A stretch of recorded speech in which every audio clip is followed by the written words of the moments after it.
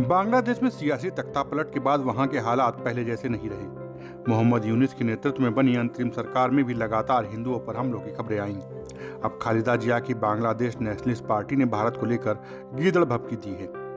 BNP के महासचिव मिर्जा फखरुल इस्लाम आलमगीर ने शेख हसीना के प्रत्यर्पण की मांग की है।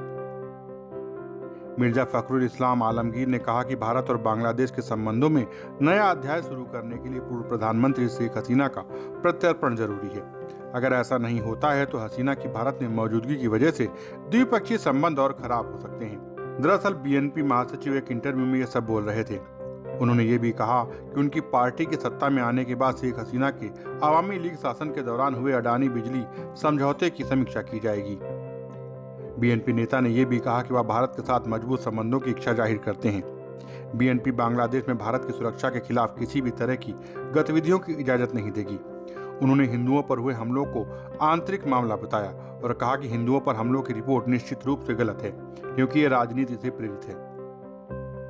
बीएनपी नेता का मानना है कि अगर भारत ने शेख हसीना का प्रत्यर्पण नहीं किया तो संबंध और खराब हो सकते हैं।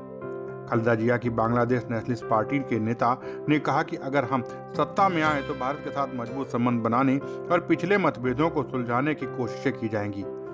शेख हसीना और आवामी लीग बांग्लादेश में आलोचना के लायक हैं। ऐसे में इनका समर्थन करके भारत छवि बिगाड़ रहा है। उन्होंने दावा किया कि अगर ऐसे में भी भारत ने शेख हसीना का समर्थन किया तो बांग्लादेश में भारत के खिलाफ नाराजगी बढ़ेगी। इससे रिश्ते और खराब हो जाएंगे। Bureau report, Dastak times.